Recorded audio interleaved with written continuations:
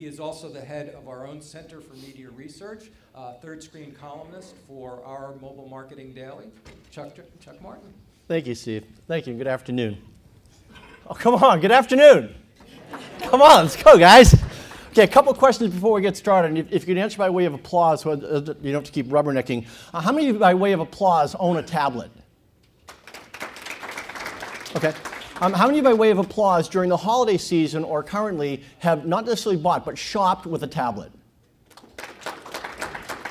Okay, and lastly, how many of you have purchased something via tablet?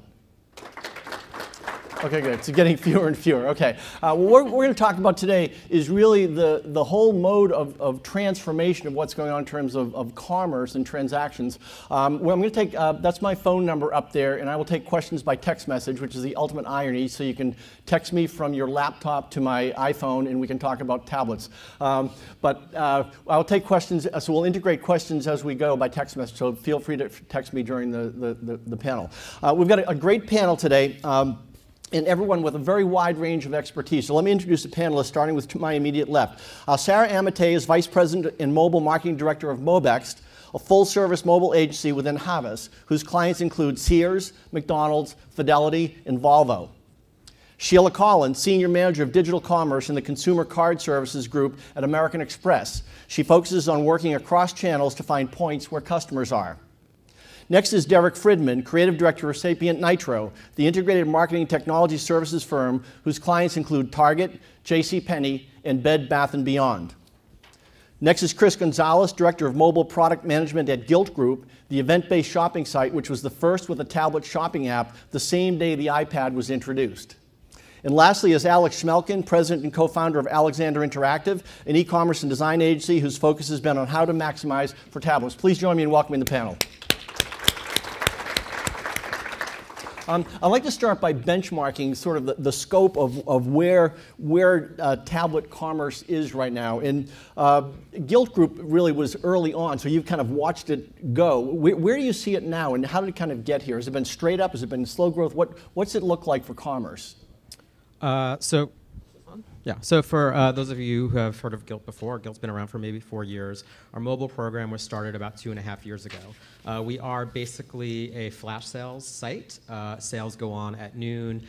It's really important to be there at noon, sort of grab what's available because there's limited inventory.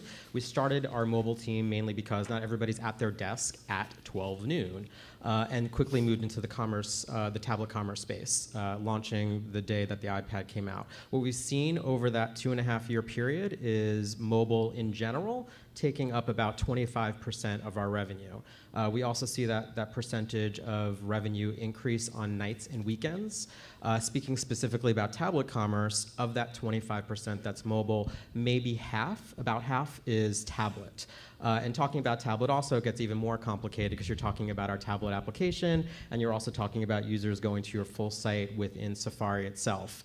Of that 50% of mobile commerce that is tablet, again, about half and half is split evenly amongst full site on Safari and our tablet application. What we do see, though, is a higher conversion rate within our tablet application because it's really optimized for the experience and is really just the fastest way to shop Gilt. We take advantage of gestures and all sorts of stuff that you can do on a tablet that you necessarily can't do on a full site.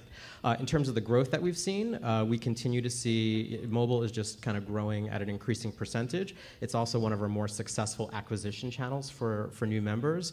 And what we saw in particular over this past holiday season was a tremendous spike in mobile commerce. That's come down somewhat, but we've sort of seen the kind of line kind of continue at a faster pace following out of the holidays. So we sort of huge spike, kind of leveled off a bit, but higher percentage than we've ever seen before. In fact, the week after New Year's was our highest percentage of revenue to the company yet.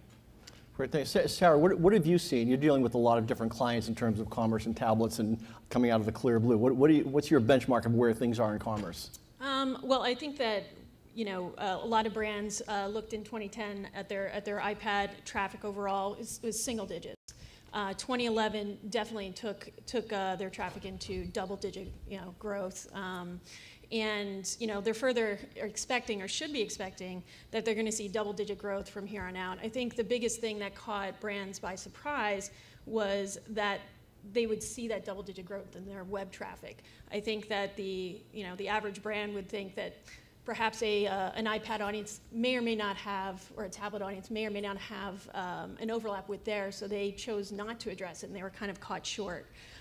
So we're working with brands right now to really kind of zero in on what their target audience is doing, how the tablet roadmap, especially as it expands with Kindle and hopefully Android will do the right thing this year, as well as Windows, how to address that moving forward, because it's not going away. Right, thank you. And Derek, your clients, what are you finding? Well, overall, we're finding that we're kind of in the second phase of sort of tablet commerce. The first phase was, let's just rush to market, get what's happening on my website on a tablet and let people make transactions, whether that be with an app or optimizing their site. We're in the second wave where people are realizing just how powerful the tablet is and what amazing things it can do. So we're starting to kind of create this next generation of applications and experiences that really leverage the fact that the tablet is very different from the traditional kind of keyboard, mouse, and mobile commerce sort of experiences that people are used to. So right now we're kind of moving into this shift. We know it's popular. We know our clients are reaping benefit and reward from it. But what we're starting to put a lens on now is, can we start to transform the user experience so there's differentiation between the different clients and between their different experiences, so that people are really getting some benefit by using this over, say, a mobile device or their computer. Okay, and Sheila, you're looking at the back end of this. Are people actually buying stuff? Yeah, so when we take a look at who our tablet users are, for American Express, we see that they are our highest engaged card members. So they tend to be our premium card holders, 42% of them. They have also been with the company for card members for over 10 years. They are the ones who are looking for something new. They're looking to continue to be engaged. They're also the ones who spend twice as much as other card members. So we know that this is an audience that wants more and they're spending more. So when we take a look at that, we're looking at what are those types of experiences that we can start to create for them. American Express we launched our tablet app in October, and our main focus is pay us back. So the two main things there are providing card members with their balance of how much they owe, as well as their balance of their rewards. We see that there is a lot of engagement in terms of offers that we have in that placement.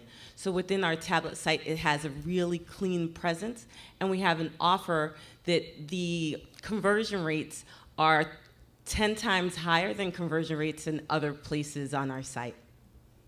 And are you finding that the tiering is really working, so you really just get the top tier, or are you getting the whole category of Amex subscribers? Overall, the highest tier is what we're seeing is the most engaged. Again, it tends to be our high-value card members, so the Centurion card members, as well as Platinum card members. But across the board, we're seeing everything.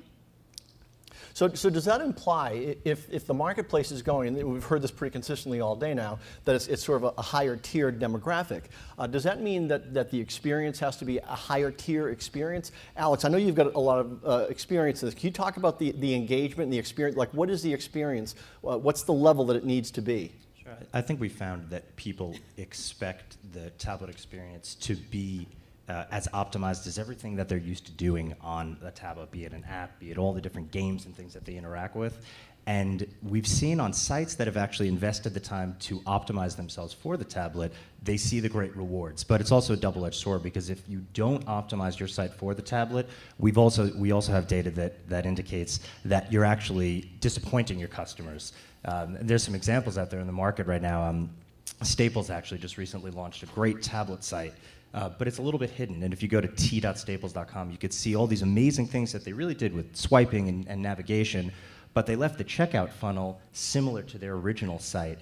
And there's somewhat of a miss there, and they're getting a little bit of complaints in the market that it's a really easy site to shop, but it's a difficult site to check out. So I think the experience does certainly need to be top-notch and very tailored to what the tablet can do. So how do they miss that? I mean, if they did all this slick stuff, how can they like miss kind of the obvious? You know, I suspect that it comes down to time and budget, and you know, we're all spread thin across working on our desktop sites and our mobile sites and our tablet sites. You know, we've heard people say today that you have a limited budget that you're splitting amongst all three now. I think you have to pick and choose as you're launching your tablet initiatives what is going to be the most effective. That seems to be a significant miss, but you know, there's ways that you have to prioritize it, I guess. So do you have to launch and find the miss? I would hope not. I think, you know, we all want to fail quickly, and the tablet is a platform, particularly on tablet websites, where you can fail quickly. You can push something out to the market. You can monitor it with the same analytics that you would on your desktop applications. You could see if something works, and you could adapt.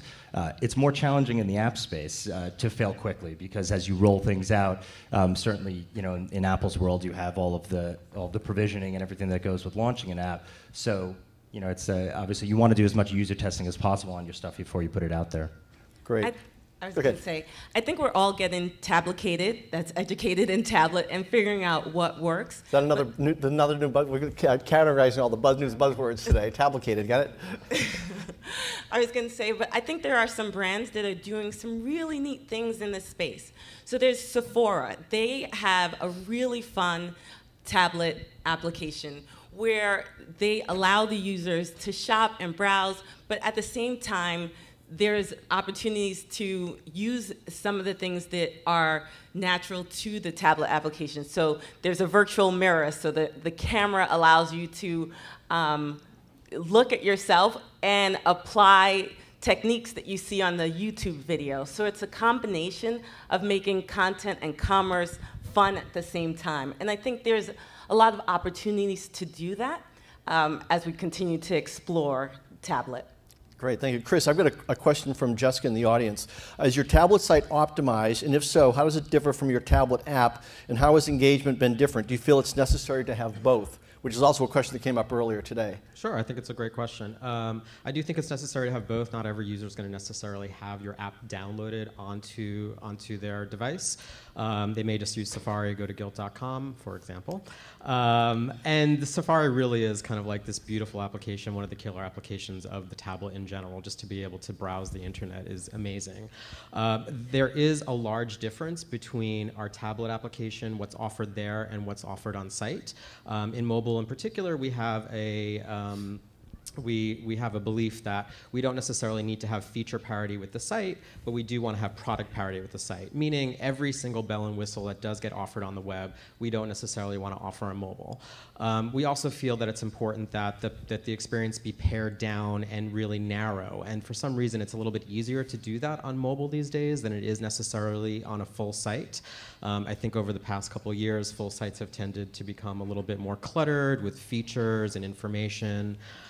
Plus, within the application, we can take a lot more advantage of gestures and some more of the native device capabilities that Sheila was talking about. So, for example, we have a feature called Gilt Color that uses the camera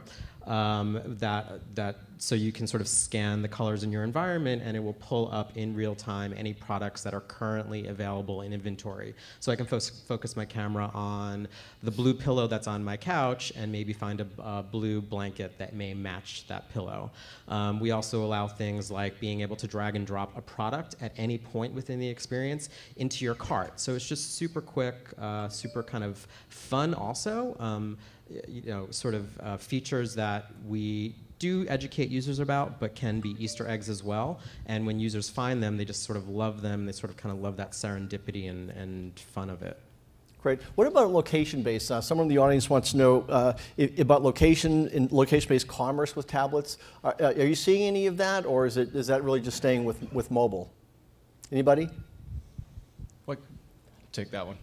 On the location side, I think just one of the things to kind of summarize a little bit of what we've been talking about, at least a good way to approach this, because there's so many different ways to slice how you tackle commerce on a tablet, whether it's a web-based, you know, experience, HTML5, or a native app, is to really just kind of look back and say, at the end of the day, if you know your consumer and you know what they're doing, kind of the rules of thumb are sort of designed for the right place, right time, right device. And if you take your user kind of audience and segment and look across, you can determine things like location. So if I'm on my phone and I'm in the store, the shopping experience I might have might be significantly different than if I'm at home on the couch. I've got more time to do some things. So that sort of second generation of apps that are going to start to spring out are going to be a lot more sort of smart and aware of where you are and what you might be doing and what your interests are at that particular point, so that they kind of organize themselves and collect themselves in a manner that's very relevant to what it is that you're doing at that particular time. So it's interesting. It's not a one-for-one. We just can't take what's happening on the web and throw it on a tablet. You have to be very mindful of when I use this versus, say, another device, and actually where I'm at the time to be the most engaging you can possibly be.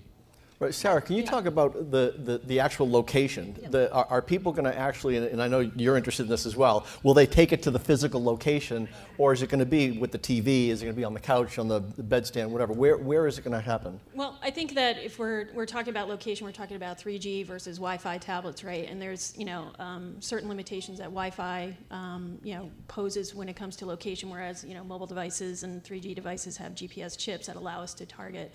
I think where it could get interesting in terms of where, if I'm taking my tablet experience or my tablet shopping to the store, could be when we're talking about device fingerprinting.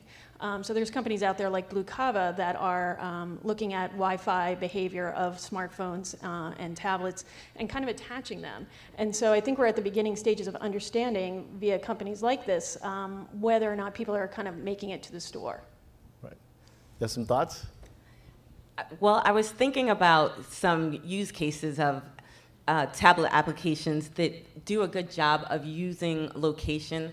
So one example is Fandango. When you're looking and searching for movies, they also put in information about nearby restaurants. So I feel like they think about the holistic experience that user is thinking about movies and dinner, and thinking about applying the two in the application. So you're looking at really projected location, essentially, from a fixed tethered location. Okay. Alex, do you have any thoughts on this? I think we're particularly interested in this shopping mode and the browsing mode that someone's in when they're using their tablet versus when they're using their desktop. And we've been experimenting with some sites actually targeting special promotions at the times of the day that we know people use their tablets to shop. You could look at your web statistics, and you could see that maybe between 6 a.m. and 6 p.m. or 8 p.m. is when typical shoppers are on a desktop app. But it's between 4 p.m. and 8 p.m. that you're firing up your iPad or your tablet and you're shopping. We have to use that to our advantage, that we know that in that 4 to 5 hour window, you're on your couch at home, you're watching TV, you're showing the drapes that you're trying to buy to your wife who's sitting next to you. So we're trying to be particularly sensitive to the fact that you're in a very different mindset than when you're sitting at your computer, clicking around, trying to buy perhaps something that's more utilitarian. So do you have to create different experiences for different times of day? My goodness. We're trending towards that. The whole industry wants, our ultimate is this dynamic personalization. Well, good thing everybody's budget just went up then. Whoa. That's right. But there's the technology exists out there that we know the time of the day, we know where you came from, we know the keywords that you typed into Google that got you to our website, and now we know the medium on which you're browsing, be it tablet or mobile or desktop. We need to dynamically respond to that, and let's say that we realize, and this is the case, that it's a male-dominated crowd that's coming on the tablet. Let's be smart about it, and let's change the homepage experience to show the products that we know are going to appeal to them. And better. when will we be there? Some of the bigger retailers are there now. They're investing in the technology platforms to do it. It's not quite at the fully adopted across the masses. So if you have some of the larger IT budgets, you can afford to put this type of stuff in place.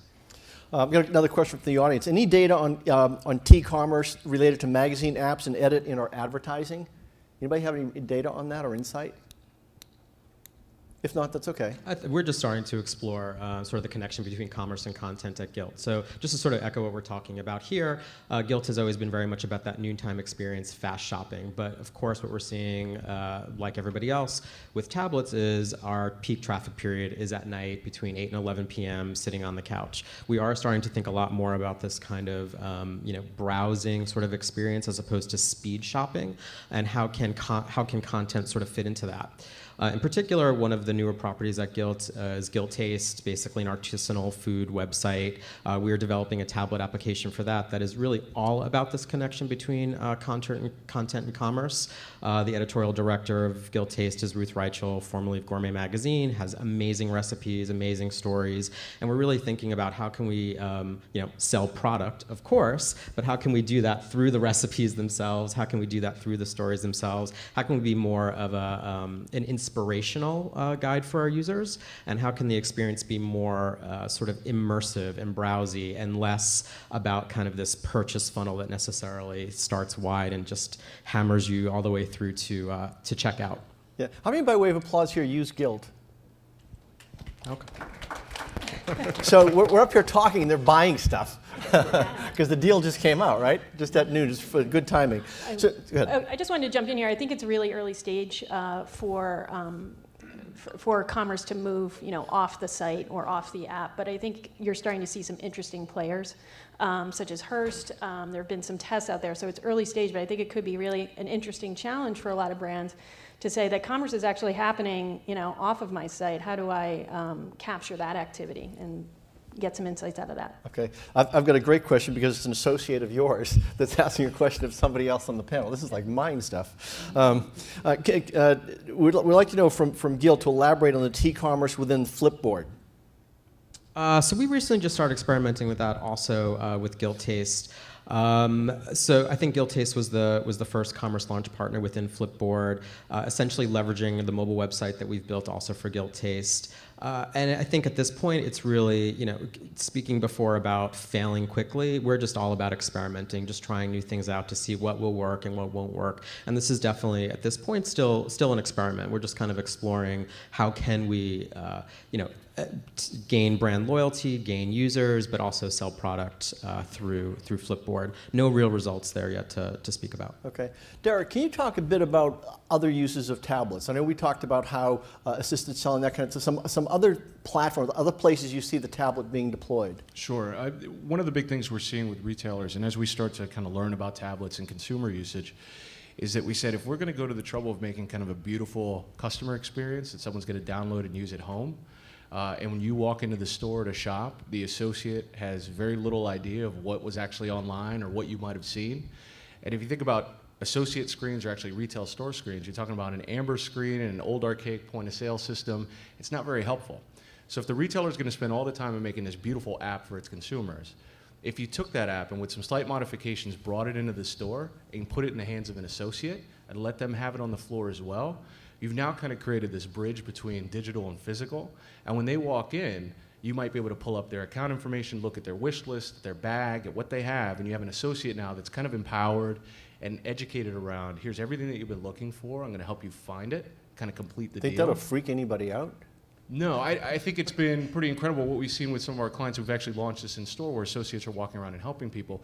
We're actually getting away from creating a disconnect. People are coming in, they're learning, and there might be a mixed sale going on. So they might actually purchase something in store, but complete it with an item that only comes from the web and gets drop shipped to their home.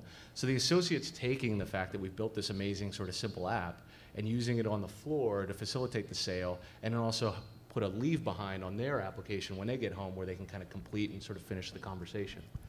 And will that be tracked? Absolutely. So it's totally being tracked. And one of our really kind of interesting learnings was when associates didn't have tablets, they just sort of sat down and charged and didn't do anything. So we put them into a mode where they become self-service. So if it's not in the hands of an associate, it goes into kind of this kiosk or display mode, gets sort of locked onto some shelving, so it's safe and charging, but at the same time it's doing self-service. So we're also tracking relationship with the associate as well as are people coming up and servicing themselves as well. So talk a little bit about that versus mobile. With Lowe's having given 44,000 iPhones to its employees, are you saying they gave them the wrong device? I'm not going to answer that one. But I will say that it's a lot Spoken more like powerful. a true agency. It's a lot more powerful to walk into a store and have a great conversation with someone and have them hold up this beautiful screen to show you more details and information about it versus, hold on, let me see if I can find that SKU. I've got something that looks like this, and you're looking at a postage stamp. And then when I was talking about being able to take the device and make it a display, the tablet allows you to do that. So whether it was the right or wrong decision, I'm not sure what sort of their roadmap is for that. Would you have done it? Probably not. But you know what? I think we've talked about doing pilots, right? And testing this stuff out and trying to break it and seeing if it works and how many devices are getting broken on the floor and are people sort of creating the connection between online and physical retail. So I think I would have started small and then learned and grown from there. Okay, Sarah? I mean, I'll jump in here. I think it was a good first step. I mean, the thing at retail The 44,000 purchases? yes, I've got money. Now, Okay. they have a great budget. But I think it was a good first step. And again, it's, it's a testing roadmap. But I think it's critical that retailers take some of this technology and put it in the hands of their associates, because otherwise, they become, the aisles become, a shopping cart for Amazon. You really got to differentiate your experience and, pay attention to customers using this type of technology, or else you're going to lose it to, to T-commerce, to M-commerce, to commerce. Right. Do you have data, and this is from the audience, on whether tablet market is heavier male or female? Anybody have data on that? I know you do. I think we've seen that right now it's much heavier male. I don't have the exact figure, but it's definitely male dominated, and particularly that's the shoppers. So I'm only speaking from the commerce perspective, that it's the men are using their tablets more to shop than women right now. And is that how companies are targeting what they're doing? Is Amex targeting that way, or are you just looking at tier? We're mainly looking at tier and looking at what are some of the extensions of shopping that we can also enable and help our card members live their dream lifestyle. So a lot of it is looking at how the whole purchase path and mindset is looked at across the board. So we look at it as the digital space as kind of like a cereal bowl. One spoon is the mobile site, the bowl itself is the whole digital space. The larger spoon is the website, and then we're trying to figure out with that medium spoon, which is tablet, what are those exploratory opportunities that we can do for our card members. And which spoon holds the budget? Right now, it's still the big spoon, which is the website that still holds the larger budget. Right. So let's talk about budgets a little bit. Where are budgets coming from? We heard this morning people saying, I've got to do this, this, and this, and now I've got tablet, but I've still got the same budget. So what happens? What do you see happening? The agencies, you're dealing with this. What do you see happening? Well, from a budget perspective, the one big thing that we're seeing is that in some cases we have to do a lot of sort of client education, understanding what that budget should be across mobile. And there are a lot of questions around native apps versus non-native apps. How do you want to execute? And I think budgets absolutely. Can you talk about that native app scenario? Yeah, sure. So you can create a native application, launch it on iTunes or in the Android marketplace, and you have to choose between which OS or which flavor you want to launch for. And you have to look at your audience and say, is there more propensity for people to be on, say, iOS and Apple devices versus Android? And in most cases, clients want to be universal. They want to be everywhere, right? So if people have Android devices or Windows, they want to be there. So the first reaction is, can we make something that's universal? Can we make a web application that acts like an app, feels like an app, but it's sort of coded once and deployed in multiple places? And there are a lot of people that say code once, deploy multiple is the way to go, but it's a very difficult thing to actually pull off at the end of the day. And when we've done testing between native applications and web-based apps, we immediately know that consumers can immediately smell when it's not native. Because they play Angry Birds, they play Words with Friends, they do all these magical things and they move so fluid. When you move to web, we're not there yet where the performance and the frame rate is as fast as it would be on a native application. So what's the solution for that right now? The solution right now is to really, I'd say, initially identify the core operating system that your target market is using. And for me, my gut is always use a native application first, because HTML5 is a great promise and there's a lot of really interesting things happening with it. We're just not there yet. And those applications can come out, but they're not really going to harness all the great stuff that those manufacturers actually bake into the device that you could take advantage of. Alex, you agree with that? I think there's probably certain brands out there that considering a native app first is definitely the most appropriate. But I also suspect at the same time, and we see this with a number of people we work with, that you don't want to make that decision or necessarily drive yourself down a path of having to support iOS and Android or choose between them right out of the gate. And even though the HTML5 and the browser experiences certainly aren't as full-featured as we can pull off with an app, if we start with our tablet site, with our tablet website, we are able to reach a broader audience. So it's without a question not as smooth and certainly not as an elite experience. But if you're one of those brands that's in acquisition mode, an app is actually a difficult tool to use to acquire customers because it requires a download, it requires some extra steps, where perhaps if you actually focused first on your tablet site, it would be an easy way to kind of delight a customer if they just came and, wow, this is a great experience. That's a little bit different than the desktop and certainly not as fluid as we would one day want to make with an app, but I think some attention should be focused there too. So where is tablet time coming from the consumer? We know that they're doing it while they're doing something else. Is the time coming from the desktop? Is it coming from mobile? Is it coming from work, so they're not really working? Like, where's the time that people are using tablets? Because they're doing commerce and they're shopping, we know that. So what are they not doing while they're doing that? I mean, I think that they're stepping away from their PCs a little bit more. I don't think that it's not taking away time from mobile. I think it's distracting their TV viewing, but I think that the biggest impact is on desktop, mobile, or fixed web. Right, Sheila? I was going to say that studies show that 18 to 34-year-olds who have both tablets and a PC, the tablet is the primary use case. So it's definitely, I would agree with Sarah, that it's the thing that you use instead of your laptop. But it's also, because it does so many different things, it's so magical. It is, the time that you're using to read a book. You're reading it here. Read your book. Thank you. It's also the time that you're using while you're commuting. It's the time that you're using while you're waiting for something. So I think it's a time of all time. I don't know. So when you're all talking tablet, are you talking iPad? I'm essentially talking iPad, yes. We don't have a tablet application for any of the platform at this point.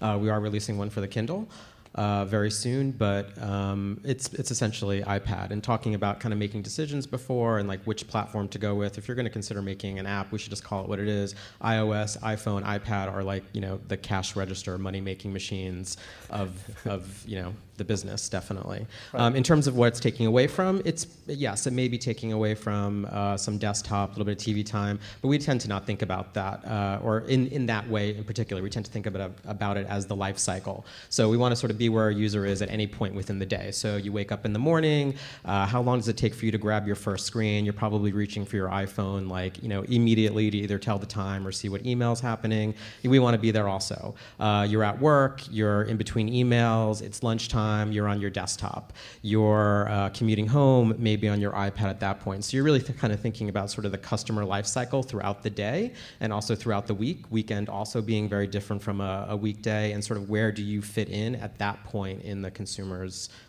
day. Okay, let's talk conversion rates.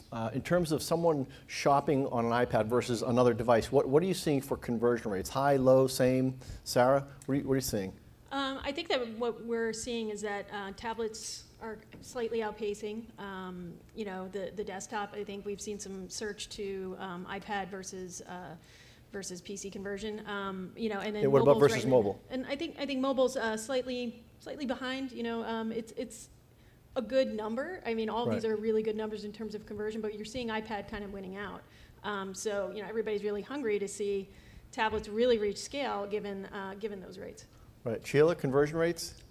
So what we're seeing is that the purchase, the amount that's in your basket tends to be higher for a tablet. And again, we have an offer on our site, but it's the one offer on the tablet site, and the conversion rate is 10 times higher than in other placements where we have that similar kind of offer. Okay, Alex? I think we've actually seen it all over the board on optimized properties. So if you actually have a tablet optimized experience, we've seen the conversion rates higher, sometimes significantly higher than on the other platforms. The big gotcha is that if you're driving people to your traditional desktop site on your tablet, which the vast majority of online retailers are, there's actually very few still that have created very optimized experiences, we've seen conversion rates fall. Because we've all become accustomed to somewhat of the density of a regular web page with all the things going on throughout the shopping experience and throughout the checkout experience. And as a couple of the people have said up here, you have to strip a lot of that away in a tablet experience to make things a bit airier and a bit easier to smudge and click and swipe. So we've seen conversion rates drop on sites that haven't actually yet optimized. We've also experienced the same 10 to 20% lift in cart size. So the great thing is that you have a more affluent, higher, more engaged, higher spending customer coming, but you have to be very careful because if you're not yet there on your tablet, you're probably not converting as well as you are on your desktop. And where are tablet sites today, in your estimation, in terms of quality and level? I would say most surprisingly are woefully behind. I mean, there's really, of the top 100 internet retailers out there, just a handful, maybe you can count them on one hand, have actually dedicated the resources and the design to create something on the tablet that is unique and special. And I think most people are losing a tremendous opportunity, and they're realizing this. We're seeing in our own data, and the industry is seeing this, that many sites have now flipped where tablet traffic is more than mobile traffic. And they've spent a great deal of money on their mobile sites making those optimized, but now their analytics are probably going to catch up with them, and they're seeing, wow, I really need to focus some attention here on tablet. Can you give us any specific examples? I think Nike is probably the most known. They were one of the first people out of the gate that from a website experience, not an app experience, really focused on it. And still to this day kind of has the most comprehensive strategy from a web perspective on tablet. Staples, as I mentioned, their tablet site really is fantastic. Except for that end Except part. for when you get to the checkout. And a few others are kind of approaching. Amazon has claimed to have this great tablet strategy to support the Kindle, the Fire and everything that they're launching. Yet we don't see all that experience fully materializing when you actually shop it. What's the secret? That's right. Chris, can you talk about your tablet experience? Because you've had to do this kind of from the beginning.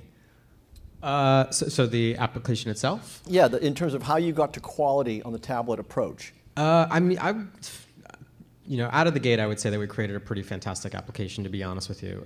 It kind of hit it out of the park. Well, you have a lot of users here, so. It was sort of this crazy period, maybe others of you are familiar with it, when Apple had announced the iPad, and you had about a month and a half to create an application without ever having touched this device, played with it, seen what iOS would look like on a tablet. So it was a really incredibly creative period of time. We really just focused, like we always do, on speed, performance, quick shopping, and just really wanted to take advantage of the medium specifically. It's been mentioned before, but you don't want to just duplicate your website on an iPad. You don't want to just duplicate your smartphone application for an iPad. It's a different dimension. It's a different. You have different real estate to play with. You really want to kind of optimize for that. And as we move forward, again, I think we're just thinking about, how do we continue to optimize for that sort of fast shopping mode, which Gilt is known for, but how do we start to optimize this in particular on tablet for the usage patterns that we're seeing? Nights, weekends, browsing, longer session times. How do we make it a little bit more of an entertainment experience? Great, thank you. Sarah, can you talk a bit about the client education process? Because the clients have dealt with, okay, we did online, got it, okay, we did mobile, done. What do you mean tablet? What happens? When you walk in and you say, this is what you need to do now, and they say, oh, come on, you're just trying to sell us more stuff. Well, we're always trying to sell more stuff, but I think that the client education loop, our job is to actually speak to kind of two groups. One is, and bring two groups together. One is sort of like the marketing and front end groups and talking about, how this is, the audience potential is X, but it's also talking to sort of like the people in the background, the IT, the web operations groups, and really kind of, marrying the roadmaps that they're working on. And does the data sell it, or does it have to be kind of vision? I think it might be a little bit of both. I think data always feeds a business decision of great magnitude like this. But I think that's the biggest challenge, is making sure that both sides of the table, or both parts of the house, are really kind of talking together and really talking about the potential and talking about kind of bringing that to life. That's typically what agencies kind of struggle with a little bit, is who are we talking to? Are they the right people? And how do we bring the vision to life together? And are you getting any, what they used to call at IBM, pushback? Yeah, I would say that there's definitely some pushback. I think what's challenging for marketers is really trying to understand the scale of tablets right now. How big of an audience am I reaching? Is that worth the investment and the time at this point, or can it wait, a little bit further down the road? And for some brands they can, and some brands they absolutely cannot. They have to react to it. So it's a challenge for sure, but I think that their eyes are starting to open, and I think that when you think about Android, Windows, and others kind of entering the market in terms of other tablets, they're going to have to start thinking real soon. Okay, and is this, Derek, is this like the iPhone, once the CEO gets one, you have an app? Yes. Or you're in the middle of a project working on an iPad 1 application, and the CEO gets an iPad 2 and says, switch it all. Right, right now. Or tomorrow. if magically in a few weeks we hear that the iPad 3 will have this increased screen resolution, all of my designers are just going to walk out of the building, right? Because we have to change all of our assets to match the new resolution and all that. So it's difficult in those sort of scenarios, but it's extremely sort of exciting, right? This is kind of the wild, wild west, or sort of uncharted territory for us. And we're talking about conversion. We've definitely seen an uptick on the tablet, but one thing we are seeing is a significant number of people bookmarking, wishing for things, adding things to the cart, not quite pulling the trigger yet, but those sort of areas where they're adding things to kind of a favorites are getting significantly higher. And the big telltale sign for us is that people have a lot of time to sit back, relax, and browse and just kind of wish and look at product. And it's a huge kind of category of different things. And it's just, oh yeah, this is great, and I've got time, let me go spend some time in this other category. So it's really interesting to see, and kind of proving the fact that the tablet absolutely is not a sort of portable version of a PC or just a bigger phone. It actually is sort of this sort of beautiful, media consumption device, and people are actually taking advantage of that when it comes to retail, about wishing for things and adding things to a place where once they're ready to pull the trigger, they know right where to go. Okay, if anyone has any analog questions, we have microphones. My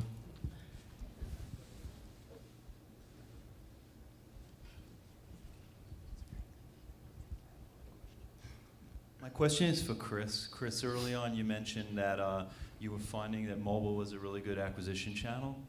So I was wondering two things. One, is there a difference in terms of the responsiveness of, let's say, smartphones versus tablets? And secondly, did you have to modify the contact strategy in order to maintain a high future value? Because of the particular business model of Gilt, we tend to be a little bit more focused on the iPhone versus tablet. Mobile web as well, which I can speak about in a little bit. But again, it's just kind of that 12 o'clock noon experience. I'm not at my desk. It's not at night, so the phone is kind of where we focus many of our efforts. We definitely promote it heavily across Gilt in each one of our communication channels, email, social, etc. We do also spend in marketing on third-party ad networks to acquire users. But in general, we sort of see just the grow and sort of acquisition happening quicker on mobile. And we also see these users being of higher value over their lifetime than we do web-only users. So I think this is kind of echoing what other people are saying up here also, but they tend to spend more than just web-only users. They tend to be more highly engaged. And I think what we see also is that it's not necessarily our users are, while there is a certain bucket of users who are mobile only, they tend to be across channels. They really are kind of living that whole lifetime I was talking about before. So they're just highly engaged with the Gilt brand in general. So they are shopping more. Their average order value is higher. Their conversion rate tends to be higher as well. Is there functionality you're building into the mobile experience that pushes them over to the tablet? I mean, I know or is it too early to start talking about this sort of synchronization between your mobile presence and your tablet presence, and moving people from, say, a certain mode of engaging with retail on their cell phone, and then pushing items over into their tablet app or the tablet experience so they can browse there? Yeah, I think one of the big things, and you can thank Amazon for this, is if anybody has a Kindle, they have Whisper Sync. So you read and you leave on chapter, whatever, page 26, and when you pick up your next device, you're back on page 26. This idea that there's persistence across the board, across your devices, is going to be huge. So if I start a cart somewhere, you better not have me go find that product again on my mobile device or on my, So things like single sign-on, universal carts across these devices is an absolute sort of must-have, and a consideration if you were to embark on anything, multi-channel. Okay, Sarah, Sheila, Derek, Chris, Alex, thank you very much.